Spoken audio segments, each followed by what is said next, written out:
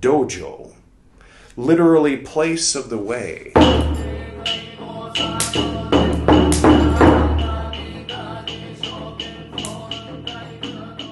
Welcome back. This is Buddhist Books Podcast, episode 295, and when the number of the episode ends in 5, that means we read The Matrix and Diamond World Mandalas in Shingon Buddhism. So this is Shingon Buddhism Part 9 on Buddhist Books Podcast. If you would like to start at the beginning of the Shingon Buddhism playlist, or, anywhere between 1 and however many episodes there are in your present time, you can click right here. That will take you to the Shingon Buddhism playlist. So, a few things have changed since Shingon Buddhism Part 8. We've kind of streamlined a few things, and we've gone vertical, portrait orientation rather than landscape orientation. So if you'll humor me for a moment, I just want to try out something new that I haven't done yet. I'll be doing in the editing process. So, normally, here on Buddhist Books Podcast, we're reading the Tipitaka of pre-sectarian early Buddhism, or Buddhism, if I make an effort to pronounce it that way, which then eventually, of course, became known as Theravada. This is King Ashoka, who converted to Buddhism after having conquered most of what could in present day be called India, or is in present day called India. He didn't get to the southernmost tip. Most conquerors don't. But he did have under his rule or dominion or whatever parts of what would in present day be called Pakistan, Bangladesh, and I think a little bit of what would be called China and Afghanistan. Anyway, so he wanted everybody to be Buddhists, so he started building these pillars and promoting Buddhism, and so it became kind of in vogue. People might be motivated by things other than seeking enlightenment, like being in good with the emperor, that kind of thing. So Theravada started to happen, and then eventually there were 14 different orders that were all claiming to be the only one, and that the other 13 were fake, and that kind of thing. Right around that time, Mahayana came into being, with the Lotus Sutra being mysteriously, produced, author unknown, in which it stated that all that stuff that came before are like a deer vehicle and another smaller vehicle that I've forgotten. It's been a little while. And that the new vehicle was the ox vehicle, the ox cart, the big vehicle, or the Mahayana, if you will, that was going to bring everybody to enlightenment, not just the monks in these elitist organizations that had evolved out of early Buddhism. Then, over the centuries, Tantra, mandalas and chants and incense and bells and all these various practices started to, develop and become more popular, and the working with specific deities and a lot of other things. And there was a Buddhist version of that, which came to be known as Vajrayana, which was introduced to Tibet. And when we read, these days we're reading the Padmasambhava, Life and Liberation of Padmasambhava. So when the clock strikes 0, then we read that. But when the clock strikes 5, we read Shingon, which is, we use the 4-sided Vajra, Dorja, or Kongo in Japanese to represent. Since it had been introduced beyond Tibet into China, and then Kukai, as he was known when he was alive, came from Japan seeking out a newer form of Buddhism, or that kind of thing. It happens every once in a while. Dogen did the same thing, but he found Soto Zen, but that was 200 years or 400 years later-ish. And anyway, so Kukai became an initiate of Vajrayana Buddhism in China, and then he came back to Japan, and then he was kind of the ultimate authority, kind of the one man through which the hourglass of Vajrayana Buddhism came through into Japan. So in Shingon, they're always referring to, well, Kobo Daishi, as he became known post-mortem. Kobo Daishi said this, Kobo Daishi said that, and that means the ultimate authority in Shingon, or Japanese Vajrayana Buddhism.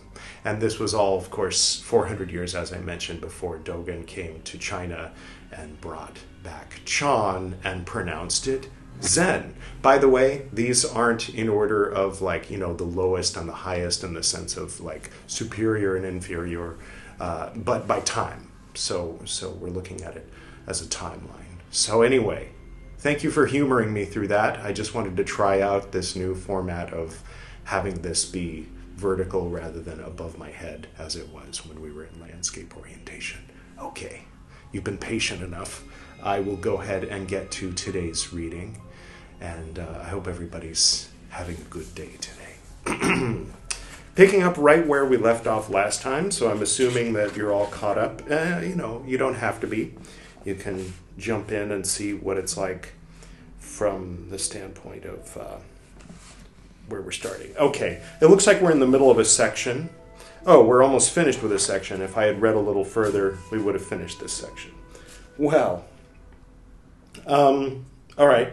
So last time we were talking about when it is said that the forms employed in Shingon rituals, mandalas, anthropomorphic images, mudras, dhauranis, seed syllables, and samaya signs are symbols, the term is to be understood in a special sense. Right. Okay, I remember that.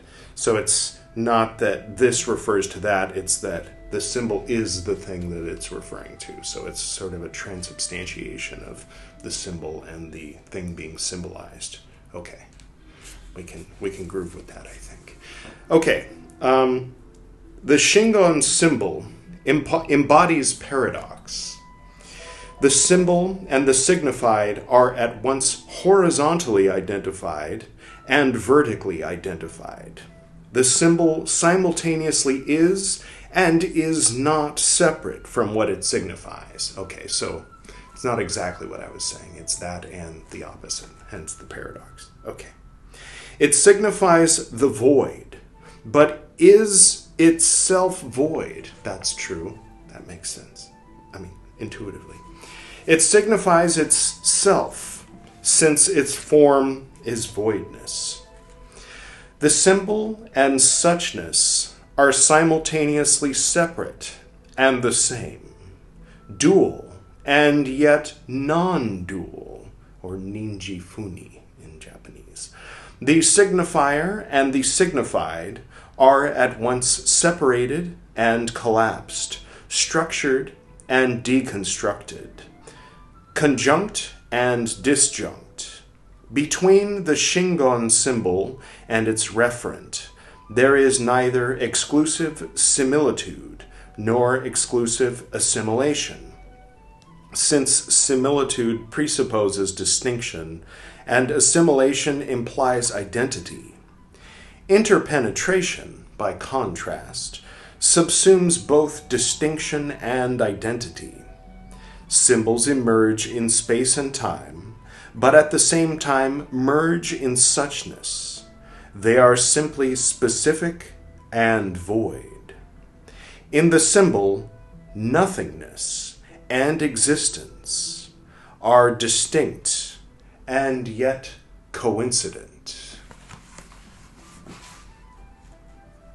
The esoteric symbol is not, as in Platonic and Neoplatonic thought, an imitation of a transcendent principle, as a mirror reflecting a universal form, but is a reflection of all particular forms, each simultaneously an accidental event and voidness, as a mirror reflecting a multitude of interreflecting and ever-moving mirrors.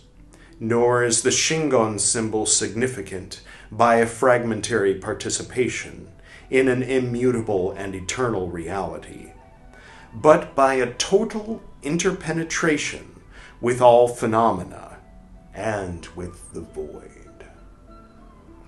The esoteric symbol is not an illusory form giving intimations of the real. Esoteric Buddhism teaches that forms are not illusory, but real, just as they are, in their flux and ephemeral becoming. The symbol, as all dharmas, is unproduced and yet produced, produced and yet unproduced. And that's Fusho, Jisho, Shoji, Fusho. That sounds familiar from a chant. Now you know what it means. The non-dual nature of the esoteric symbol indicates the nature of esoteric ritual. The ritual is a manipulation of physical, mental, and verbal symbols in which ephemeral appearances interpenetrate adamantine suchness. Identifying himself with symbols, the ritualist, just as he is in his conditioned and corruptible body, takes on the diamond body and diamond mind of the Tathagata. The sadaka, the symbols he uses, and what the symbols signify, are fused and yet remain distinct. Okay, so there's some images I'll go ahead and put up on the screen above my head.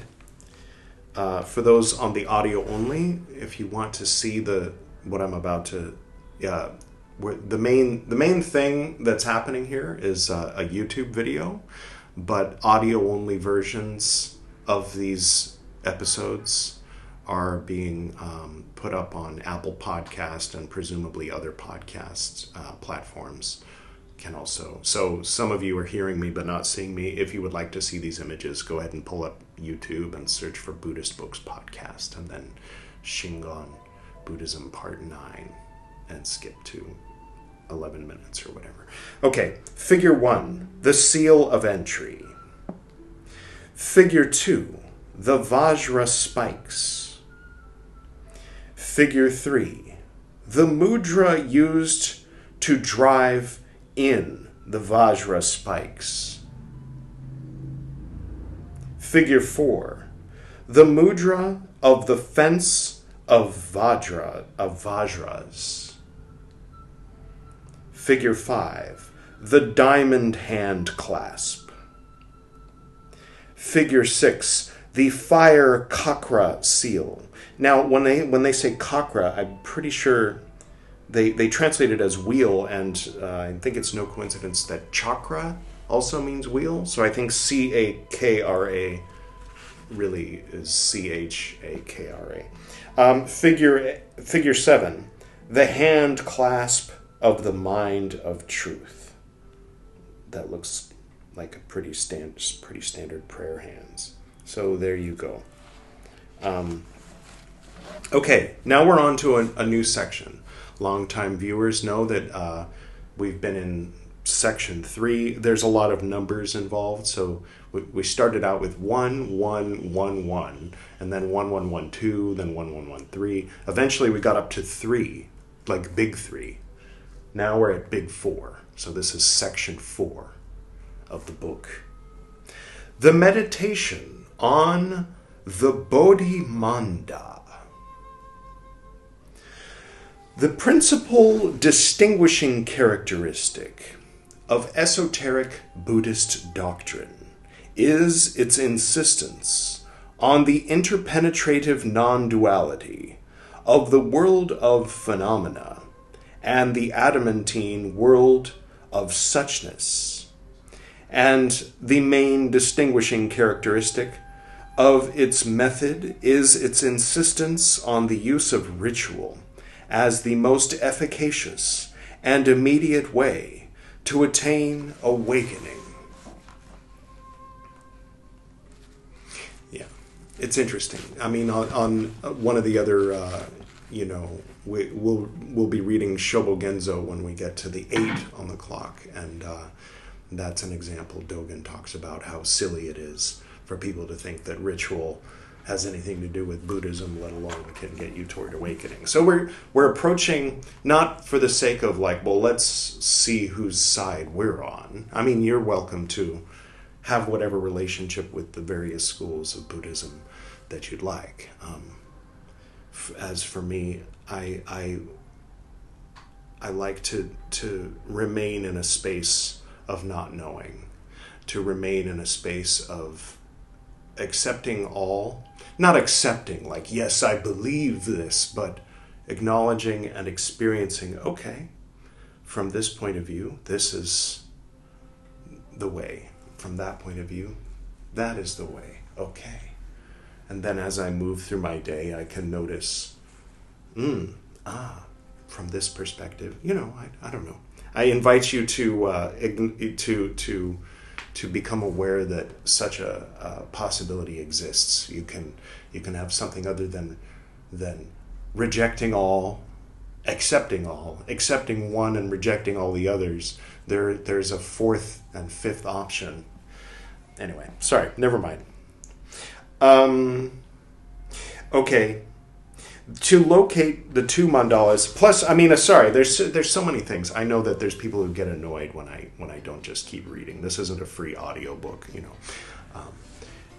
maybe there's an audiobook version of this. I don't know. But I technically, I think it might be illegal for me to just produce audiobooks for people. So I think that my stopping and talking about things is actually kind of covering my arse.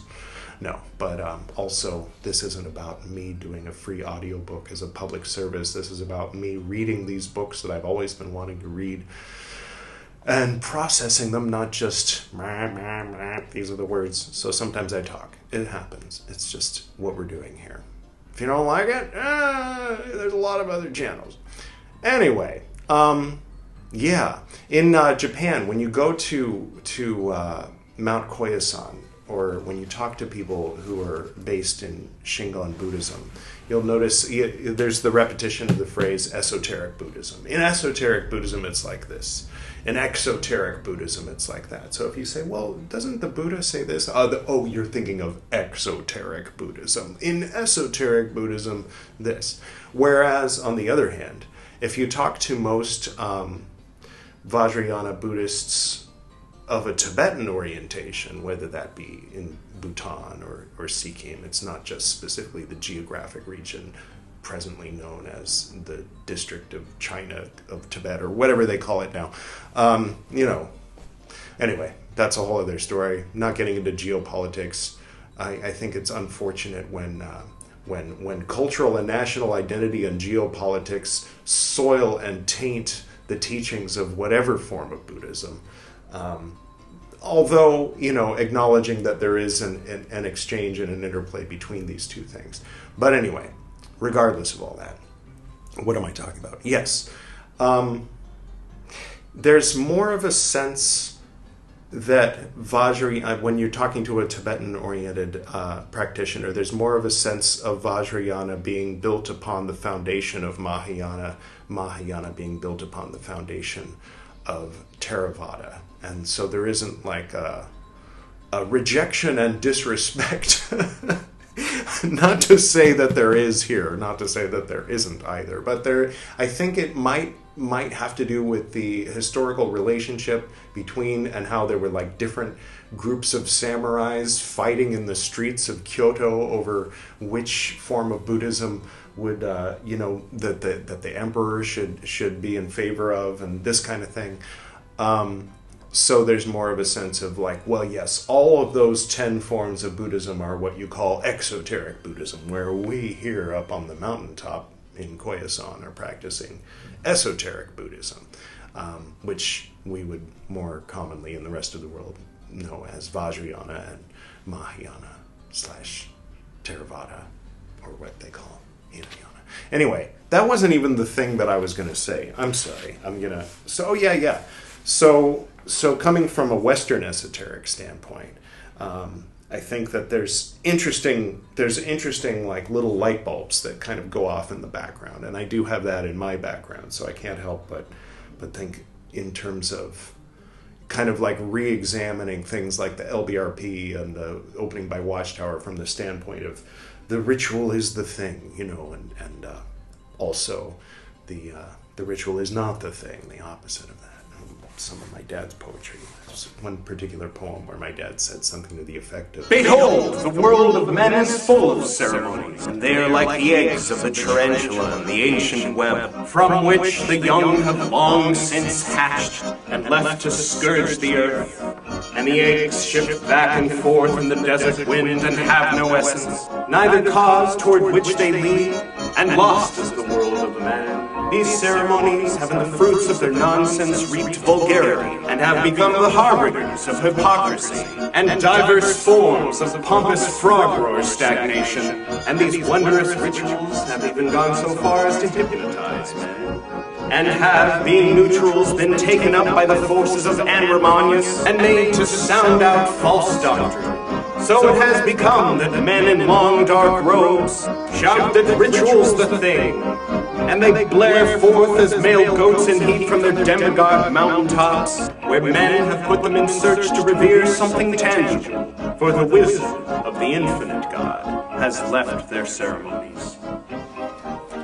Right, so that was me technically, although calling myself Gwydion in that particular moment, reciting some of my dad's poetry, in which he was not a fan of ritual. Although back then I think he was still Christian Scientist. That might have been 1959, so I don't know. He was coming from a particular place. I think he was grumbling and complaining about his best friend was Italian, so he might have been made to go to a Catholic Mass or something, and then was complaining about it in his poetry. I don't know. But anyway, but it seemed like he was kind of talking about ceremonial magicians. I'm sorry, I'm getting far afield. All right. Back to the ranch, back to the reading. Here we go. Yes. To locate the two mandalas in the context of ritual practice, this and the following chapter describe two important Shingon rituals: the meditation on the Bodhi Manda, or Dojo Kan, and the meditation on the body composed of the five forms, or Goso Joshin Kan. These rituals demonstrate the manner in which the considerations developed in the preceding chapters are applied in practice, and they introduce concepts that are directly relevant to the study of the two mandalas. The Sino-Japanese compound dojo, literally place of the way. Some practitioners of Kung Fu and karate's ears are perking up. Yes, tell me about the dojo. Literally place of the way with a capital W. Next time you're in your dojo, you can trip out on that. You're welcome. Just a conduit through which these ideas are coming through. But then, again, so was the person who wrote this, and frankly, so was Kobo Daishi. Anyway, aren't we all, really? Well, sorry. We all add our little bit to it as we're transmitting. What? Yes, translates the Sanskrit Bodhi Manda. Aha! Dojo is Japanese for Bodhi Manda. Okay, now we're listening. Now we're paying attention, aren't we? Before it was, another Bodhi thing. First there was Bodhidharma, then there's Bodhisena, another Bodhi something. Yeah, dojo. Okay, Bodhi Manda, Mandala of Awakening. Okay, Mandala of Awakening came to mean place of the way, or dojo. All right, we'll keep reading. Referring to the place where right awakening, or shogaku, is attained. Originally, it meant the place where the Buddha Shakyamuni, remember him? He's the guy from Tipitaka, the guy who doesn't want any weirdos around in the formal meetings. Sorry, so in Tipitaka, we're reading some special things right now, the rules. Okay, anyway, Shakyamuni, the place where Shakyamuni attained awakening, the diamond throne beneath the Bodhi tree. So that's what the diamond throne is. Kongoza, it's not an actual throne, it's like roots of a big Bodhi tree. I mean, it doesn't have to be that. It's wherever you're sitting right now. if I attain awakening sitting here, this is the time. Never mind. Its meaning is now extended to include any place where a Buddha is worshipped, or a holy place of learning and practicing the way. In esoteric Buddhism, it more specifically refers to the enclosure, or mandala, in which Honzon is installed and the ritual conducted, and where the sadhaka enters the state of kaji and attains the perfection of Buddhahood in the body. There are two forms of the ritual meditation on the Bodhimanda, the physical ritual and the principal ritual, the Ji Dojokan and the Ri Dojokan. The sadhaka performs the physical ritual externally, setting up a mandala space, and he performs the principal ritual internally, setting up a mandala in his own mind.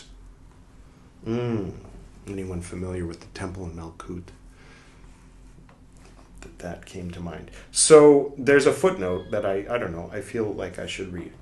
The Hizoji says that the principal ritual has a vertical and a horizontal sequence. In the vertical sequence, which does not derive from the two vehicles or the non-Buddhist paths, the sadhaka progresses from the causal position to the effect position of Buddhahood solely by meditating on pure bodhicitta.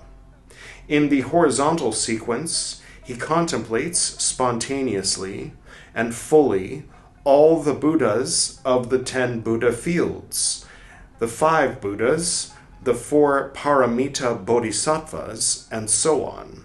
In the Dharma world of his own one mind, these being manifested by the power of the kaji, he effects with the 3 mysteries, securing the boundaries, the mudra, and dharani of the Vajra spikes. You remember those? They were in the illustration. On the performance of the ritual in one sitting, and there's a footnote, the performance of the ritual in one sitting is the shortest form of the ritual. There are also forms of the ritual that take 3, 7, or 21 sittings. Okay. In the performance of the ritual in one sitting, the sadhaka first performs the rituals of securing the boundaries, in which he defines the boundaries of the mandala and expels the demonic influences that might hinder the performance of the ritual or harm the ritualist.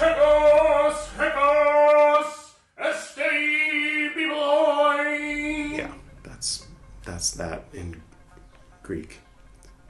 That's also me, but calling myself BT. There's other me's, if you were wondering. I mean, we're all one ultimately. It's a paradox. Never mind. The sadhaka secures the boundaries of the bodhimanda by wooden, or less usually iron or copper, Vajra spikes. So the demonic influences that might hinder the performance of the ritual or harm the ritualist, there's a footnote. There are many types of this ritual, ranging from simply scattering white mustard seed in the 6 directions, through to the recitation of the dharanis alone, or accompanying them with mudras. If I had to guess, I'd say the 6 directions are the usual 4, and then up and down. Maybe I'm wrong. Comment below if you have insight into that. Accompanying them with mudras.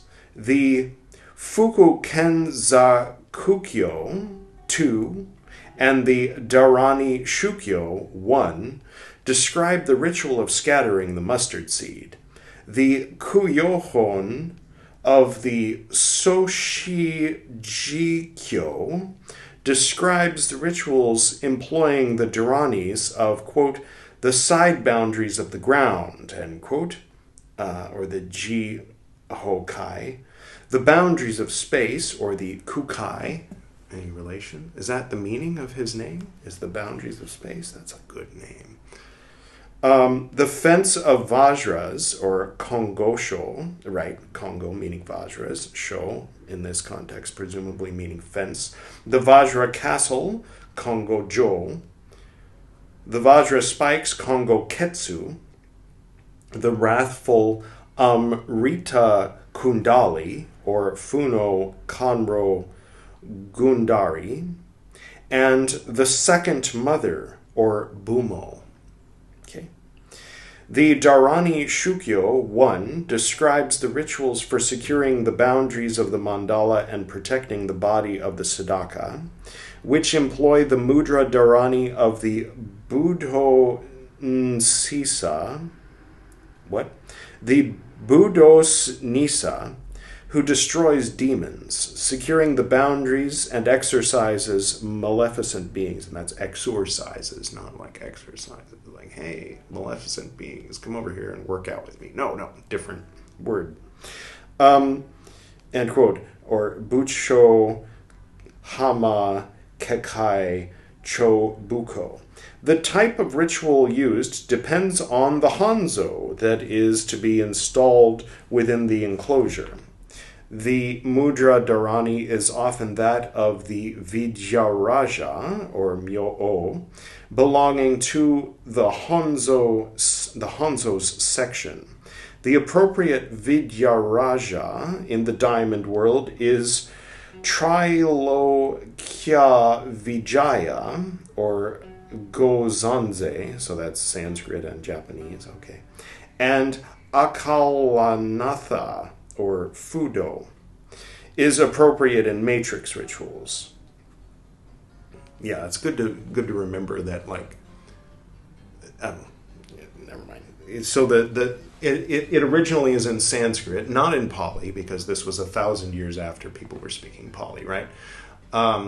These teachings were being taught at places like Nalanda University. There's my wife and I at Nalanda University a couple of years ago, right? Before it was destroyed. And these concepts originally are Sanskrit and are preserved in places like Tibet and Sikkim and Bhutan, where Vajrayana Buddhism is maintained and practiced, as well as in the Japanese form in Japan, where the Sanskrit forms are also remembered. So it's very interesting because you can look all over India. I mean, nowadays there are Vajrayana Buddhists from Tibet and Bhutan and Sikkim. Sikkim is a state here, and it's been continuously practiced for centuries there. Anyway, what am I talking about? And but it had been wiped out from India for a long time, but then preserved elsewhere and then brought back. So it's interesting sometimes that all the geography and the history pops into my head when I see the Sanskrit. Sorry, sidetrack. It happens. I'm only human after all. And the Akalanatha, or Fudo, is appropriate in matrix rituals. If there is a differentiation into 3 or 5 sections, Akalanatha is the Vidyaraja of the Buddha section, Hayagriva, or Bato, or sometimes Yamantaka, or Dai Itoku, is that of the Lotus section, Trilokya or Konzoze is that of the Diamond section, Kundali is the Jewel section, and the Aparajita or Munosho or Vajrayaksa or Kongoyashi, if your brain is shut off, so is mine, is the Vidyaraja of the Karma section. Okay. Most usually, however, the mudra dharanis used are Kundali. Why did I read the footnote? I'll finish it. We're almost toward the bottom anyway. Of the Karma section, most usually, however, the mudra dharanis used are Kundali Vidyaraja's 5 types of seal and Shingon for securing the boundaries. Right, okay, I forgot what we were reading about. End quote, talking about securing the boundaries. So, procol este profani, barlas dium pala, hecas este bibuloi, LBRP, BRH, you know. But Buddhist and Japanese, so it's kind of... Never mind. There's no doubt in other traditions, other ways of clearing the space for the magic to happen inside, you know. Anyway, sorry. The Vajra spikes, fascinating. Right. Most usually, however, the mudra dharanis are used. The mudra dharanis used are Kundali Vajras. Yes, we were in the middle of reading that. Goshu Kekai Gundari Myo-o.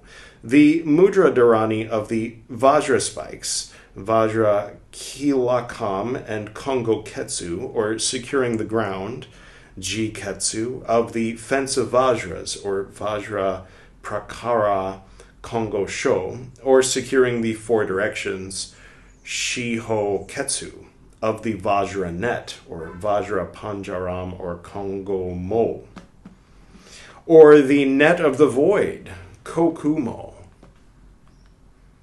of the Vajra flames, Kongo En, or of the fire section, Kabu, and of the great Samaya, or Mahasamaya, or Dai Samaya. Okay, that was the footnote. The Siddhaka secures the boundaries of the Bodhimanda by wooden, or less usually iron or copper Vajra spikes driven into the four corners of the Bodhimanda. Wow. See, more than half of the pages are footnotes. This is footnote. So I feel like I should read them, right? Sorry for anybody who's like, oh God, not another footnote. Okay, footnote on the Vajra spikes. The Vajra spikes, or Vajra Kilakam, or Kongo Ketsu. I'm going to go ahead and not read the Sanskrit and Japanese for a while, because I feel like it's too much. I'm going to stick with the English just for now. Just know that I'm skipping over Sanskrit and Japanese. So if you were like wanting to learn foreign languages today, then I apologize. Okay. The Vajra spikes are variously referred to as the boundary spikes, the boundary Vajra spikes, ground spikes, Vajra spike boundaries, Vajra flame boundaries, etc. The spikes are 12 shi long, about 7.5 inches. Was it in centimeters? Don't know. And are driven about a third of their length into the ground. Okay. This, according to Nio-hana-kyo, but Dharani Shukyo says they should be about 8 shi long, as opposed to 12 shi long. Okay. The texts describe a 3-pronged spike, but both the Tomitsu and the Daimitsu use spikes with a single prong. The head of the spike has an 8-petal lotus, closed in the case of spikes used in matrix rituals and open in the case of those used in the diamond world rituals. Above the lotus is an upward-facing crescent supporting a jewel, representing the jewel section, which is the section of initiation. The Dharani Shukyo specifies not 4, but 28 spikes, 6 on either side of the west gate, 4 at each of the other 3 gates, and 1 at each of the 4 corners. Anen's Dainichikyo Gishaku calls for 52 spikes, 12 at each of the 4 gates, and 1 at each of the 4 corners. End of footnote. Okay.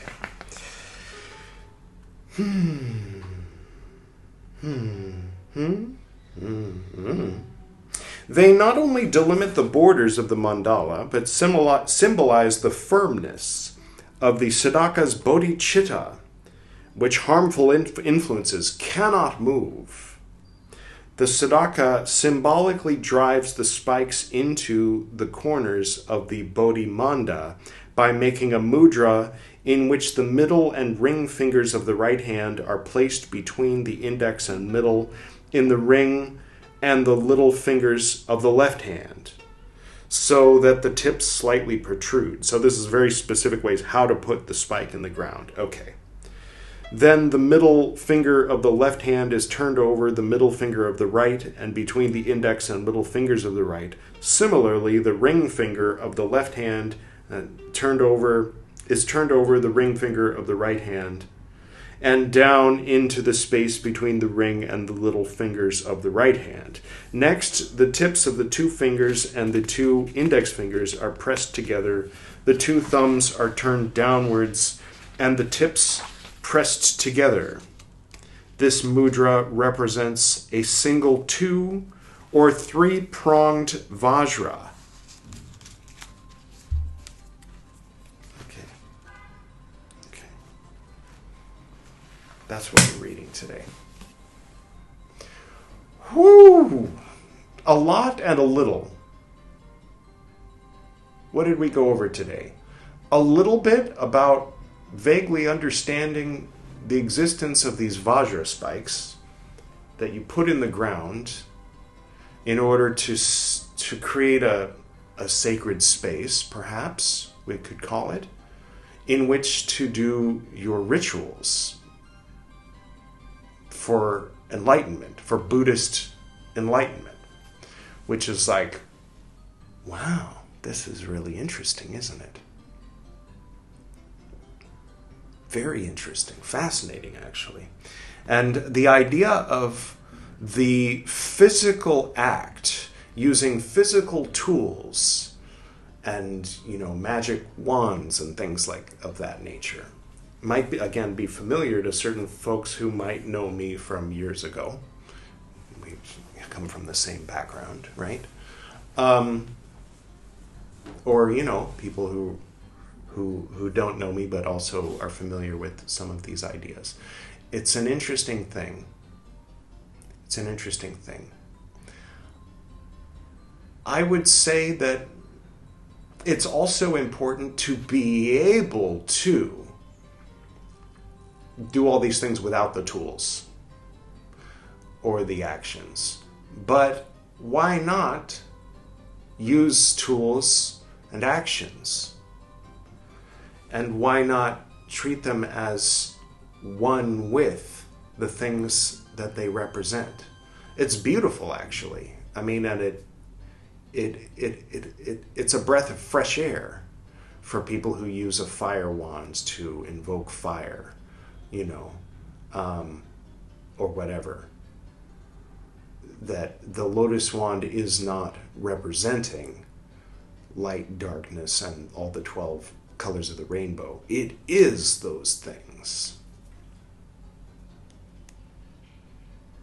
And by wielding them, you are wielding them. There isn't like a disconnect between the action, the magical act, and its result. The action is the magical act. So it's not about, relating that to what's happening right now. Me recording this into the microphone, seeing it get recorded on there, and later the editing process and the uploading is the action. Not sitting there looking at the analytics and noticing that nobody's watching. This is, the action is for its own sake, not for the expectation of going viral and becoming YouTube famous, right? And talking to my lower ego nature that's always a little bit like, how come I'm not a celebrity? I put so much work into this. Yeah, they're there. I'm not shaming that part of myself either, See, most people go through the learning process in private, and then once they feel like they can fake it enough, at the very least, then they, with an air of authority, explain it to you from their standpoint as an authority to you as a student at an ignoramus. Whereas I, on the other hand, am like, hi, I'm an ignoramus. I'm going to slowly try to learn this and film myself doing it because I have no shame. Anyway, I hope that you enjoy it. For those who are new or those who are old, I don't know. I did this on a different episode on a different podcast, and since it's there and I can just copy paste it here, today, let's see, let me try to remember. So you have the Buddhist Books clock over here, and today we did a 5. That's Shingon Buddhism, hence the little red four-sided Vajra.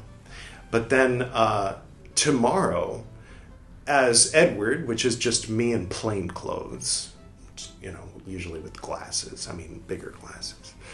I'll be finishing the Martin Luther series over on Chicken Philosophy. So Chicken Philosophy is another channel. You can click there if you want to see me read everything other than Buddhism. So Buddhist Books Podcast is where I read the Buddhist scriptures, which is half of the 10 books I'm reading right now are here on Buddhist Books Podcast. The other half of the 10 books are on Chicken Philosophy that are unrelated or tangentially or distantly related to Buddhism.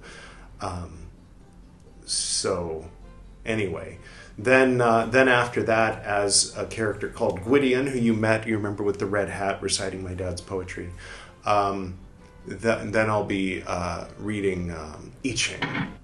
So then after that, we'll read some Tipitaka, because the episode will be 296.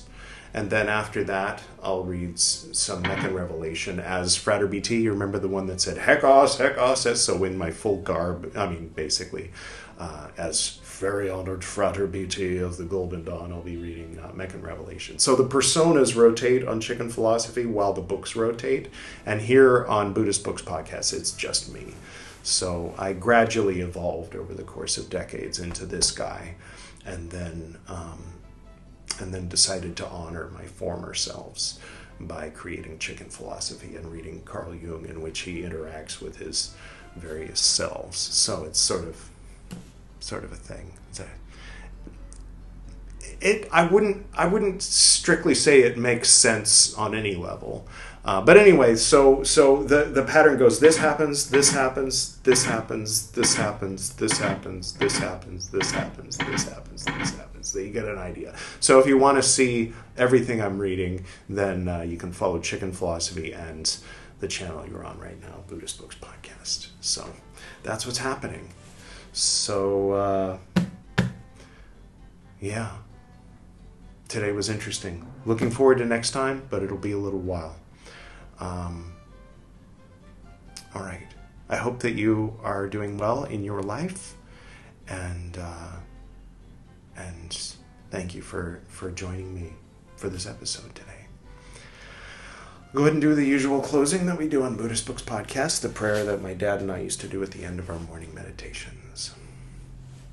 To the north and to the south, to the east and to the west, to the spirits of light among us and to the spirits below, we send out our reverent love and compassion.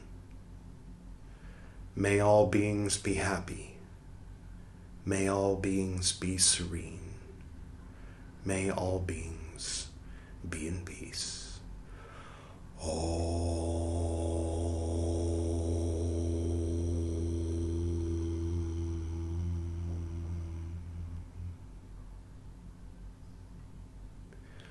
Until next time.